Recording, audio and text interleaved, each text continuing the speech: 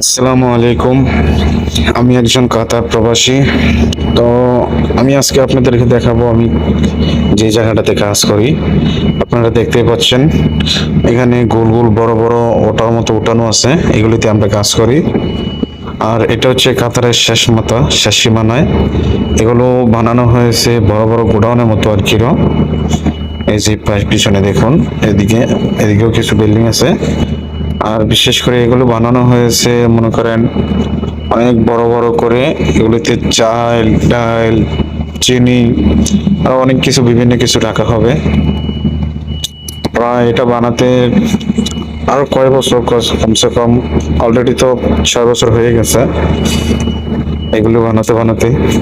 আরো মনে হয় সম্ভবত 1-2 বছর লেগে যাবে।